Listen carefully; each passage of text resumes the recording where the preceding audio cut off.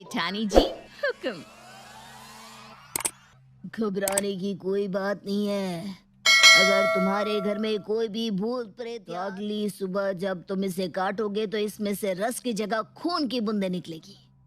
अगर ऐसा हुआ तो समझ जाना कि तुम्हारे घर में किसी बुरी आत्मा का वास हो गया है। लेकिन अगर सच में हमारे घर में कोई आत्मा हुई तो फिर हम क्या करेंगे? भाभी मुझे तो बहुत डर लग रहा है। आप ऐसा करो, आज रात ये नींबू लेकर आप घर चली जाओ। मैं अपनी सहेली के यहाँ रुक जाती हूँ। अरे मैं अकेले क्यों जाऊंगी भला? अब तो उसका जो भी होगा सामना हम करेंगे। भाभी चुपचाप ये नींबू छोटी भाभी के कमरे में रख देते हैं। आप देखना, सुबह तक पक्का ये नींबू लाल हो जाएगा। आधी रात के बाद लीना और टीना दबे पांव छोटी बहू सिद्धि के कमरे में पहुंचते हैं और दरवाजे के नीचे से धीरे से उस नींबू को अंदर की ओर लुढ़का देते हैं। चल तू जलाल, तू आई बला को टाल तू। हे भगवान, हमारी रक्षा करना। अगले दिन सुबह ये लो चाकू। लीना चाकू लेकर जैसे ही नींबू को बीच से काटती है, नींबू का रंग बिल्कुल लाल दिखाई देता है। लीना नींबू को दूर फेंक देती है। तभी उन्हें किसी के हंसने की डरावनी आवाज सुनाई देती है और कमरे की लाइट बंद हो जाती है। ये क्या हो रहा है? कमरे की लाइट अपने आप बंद कैसे हो गई? अरे नालायक, डर क्यों रही है? इतनी जल्दी अपनी सास को भूल गई क्या? क्या सास? तेरी सास। इतना कहते ही कमरे की लाइट ऑन हो जाती है और उन्हें अपने सामने सिद्धि खड़ी हुई दिखाई देती है। सिद्धि के बाल बिखरे हुए थे, आंखों का काजल फैला हुआ था और उसका चेहरा बहुत ही भयानक नजर आ रहा था। देखकर लीना और टीना के मुंह से चीख निकल जाती है। छोटी भाभी, ये क्या हाल बना रखा है आपने? और ये कैसी भयानक आवाज निकाल रही है आप? ये कोई समय है मजाक करने का? चुप कर नालायक, अपनी माँ को नहीं पहचाना तूने? माफी मांग, नहीं तो अभी तेरी अकल ठिकाने लगाती हूँ। माँ, ये सच में तुम ही हो क्या? और नहीं तो क्या। उम्र बढ़ गई लेकिन अकल तेरे अंदर आज भी ढेले भर की नहीं आई। रहेगी तू गधेड़ी की गधेड़ी ही। मैंने कहा माफी मांग। मुझे माफ कर दो माँ, मुझसे गलती हो गई। ऐसे नहीं, पैर पकड़कर मांग माफी। मुझे माफ कर दो माँ, मुझसे गलती हो गई। लेकिन मुझे कुछ मत करना, मुझे जाने दो। इतना कहकर लीना वहां से भागने लगती है। सिद्धि लीना का हाथ पकड़कर खींचती है। अरे गधेड़ी, जाती किधर है? इधर बैठ और मैं जो कहती हूँ ध्यान से सुन। माँ तुम बताओ ना क्या करना है। जैसा तुम कहोगी हम वैसा ही करेंगे। टीना बहू, सबसे पहले तू जाकर मेरे लिए बढ़िया खाना बना। बहुत दिन हो गए कुछ बढ़िया और स्वादिष्ट नहीं खाया। जी जी माँ जी, मैं अभी बनाती हूँ। आप जो कहेंगे मैं सब बनाऊंगी। लेकिन एक बात पूछनी थी माँ जी, मरने के बाद भी भूख लगती है क्या? तो भी चलना मेरे साथ, तुझे भी पता चल जाएगा मरने के बाद कैसा फील होता है। चलेगी ना? नहीं नहीं नहीं नहीं नहीं, मैं तो ऐसे ही पूछ रही थी। बनाती हूँ, अभी बनाती हूँ। आपकी पसंद का पूरी सब्जी खीर कचौड़ी जो जो आपको पसंद था सब बना कर ले आती हूँ। बस आप मुझसे ना नाराज मत हो ना, मुझे अभी ऊपर नहीं जाना है। देखो भाभी, सब कुछ ना एकदम बढ़िया बनाना।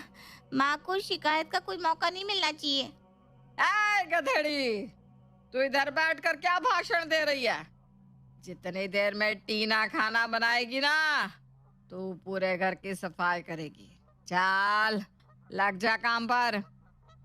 माँ, आप इतने बड़े घर की सफाई मुझसे अकेले करवाओगी? कहे तो दो तीन आत्मा और बुला लूं, ऊपर से आने को तैयार बैठे हैं। माँ की बात सुनकर लीना वहां से भाग खड़ी होती है। कुछ देर बाद, अरे टीना भाभी, आप अकेले रसोई में क्यों खाना बना रही है? मैं बनाऊंगी ना खाना। आप जाइए अपने कमरे में जाकर आराम करिए। अरे नहीं नहीं नहीं, तुम दूर रहो मुझसे। तुम जाओ अपने कमरे में बैठो, मेरे पास खड़ी मत रहो। भाभी, मुझसे कोई गलती हो गई है क्या? अरे नहीं मेरी माँ, गलती तो मुझसे हो गई। मैंने कहा ना तुम जाओ, जाकर अपने कमरे में बैठो। माँ जी नाराज हो गई ना तो मुझे प्रॉब्लम हो जाएगी। माँ जी कैसे नाराज हो सकती हैं? उन्हें तो मरे 2 साल हो चुके हैं ना। अरे यार तुम्हें समझ में नहीं आ रहा है क्या? जाओ नहीं, काम कहा ना। बड़ी अजीब बात है, रोज तो किसी भी काम में मदद करने के लिए तैयार नहीं होती थी और आज मुझे कोई काम करने नहीं दे रही है। अरे लीना दीदी, आप क्यों पूरे घर की सफाई कर रही हैं? हैं? लीना दीदी, इसका मतलब माँ चली गई क्या? माँ यहाँ कैसे आ सकती है? क्या कैसी बहकी बहकी बातें कर रही हैं? अभी टीना भाभी भी कुछ ऐसा ही बोल रही थी। बात क्या है, कोई मुझे भी तो बताओ। कोई बात नहीं है, आपको शर्म नहीं आती? अपनी बड़ी बहू से घर की सफाई लो झाड़ू और करो पूरे घर की सफाई। और हाँ, पहले 1 कप चाय मेरे कमरे में पहुंचा देना। जैसे ही लीना सिद्धि को झाड़ू पकड़ाती है, सिद्धि के चेहरे के भाव बदलने लगते हैं। ए गधेड़ी, मैंने क्या बोला था तुझे? पूरे घर की सफाई तू करेगी, भूल गई क्या? मुझे माफ कर दो माँ, वो मैं थोड़ा थक गई थी ना, तो मैंने सोचा भाभी से थोड़ी मदद ले लेती हूँ।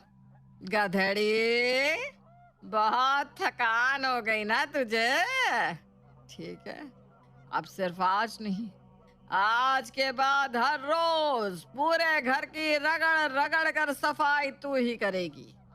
और अगर अब की बार तूने मुझे गुस्सा दिलाया तो तुझे पता ही है कि फिर क्या होगा। माँ की बात सुनकर लीना घिस घिस कर पोछा लगाने लगती है। कुछ देर बाद सिद्धि के पास ले आती है।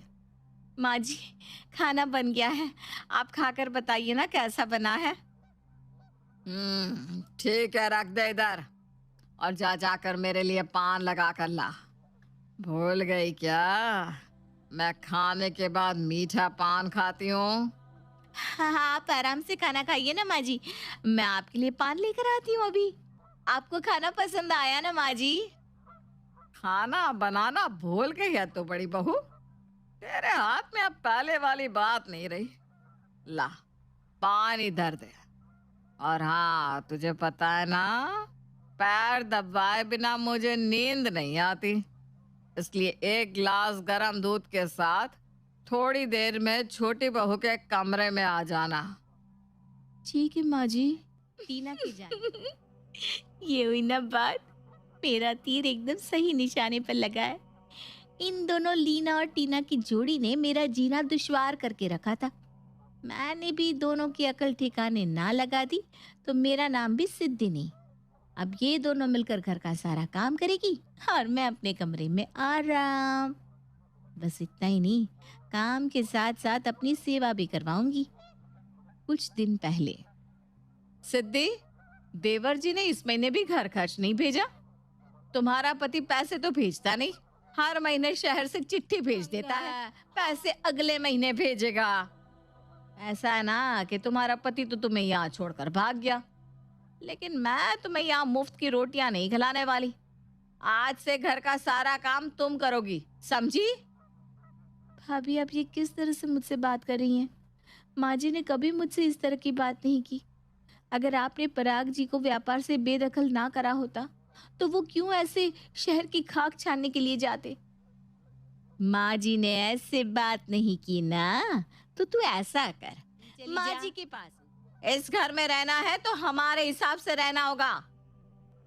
भाभी, पता नहीं माँ को इनके अंदर ऐसा क्या दिखाई दिया जो उठाकर यहाँ ले आई।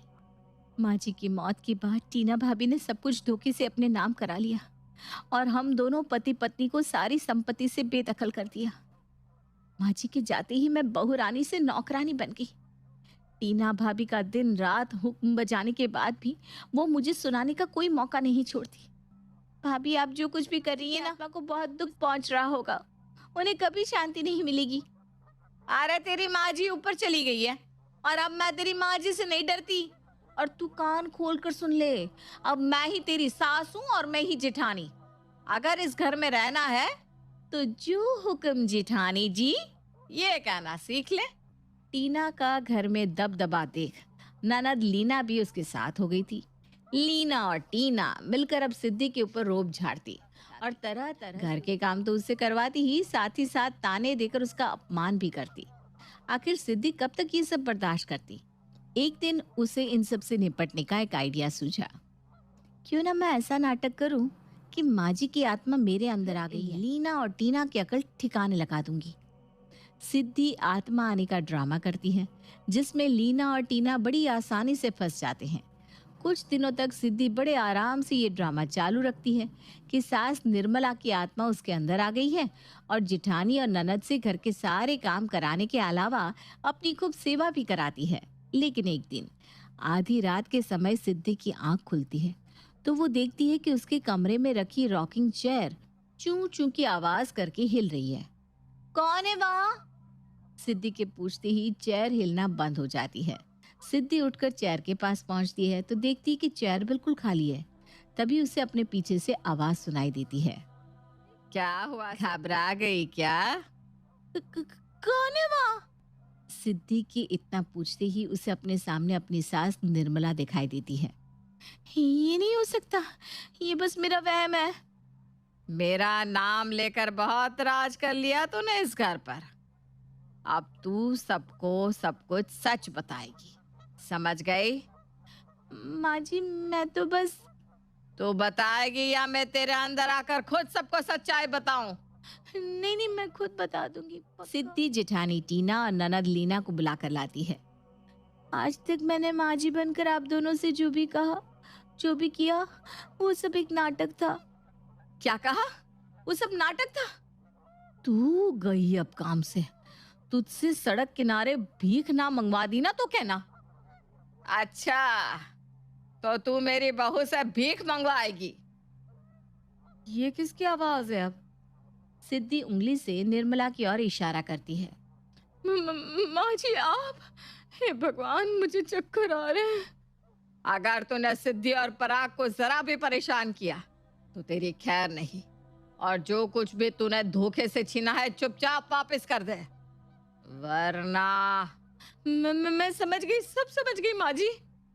मैं हमेशा सिद्धि के आसपास ही हूँ और टीना लीना तुम पर नजर रखे हुए हूँ। लीना, 1 सप्ताह के अंदर अपने ससुराल वापस चली जा और फिर कभी लौट कर मत आना। बस फिर क्या था, वो दिन था और आज का दिन है। निर्मला निवास खुशी और ठहाकों से गूंज रहा है। न भाई भाई के बीच कोई झगड़ा है, ना ही तकरार, बस प्यार ही प्यार। ननद लीना भी अपने ससुराल में खूब खुश है। अब ये परिवार इतना खुश कैसे है, उसकी वजह तो अब आप जानती ही हैं। सही कहा ना?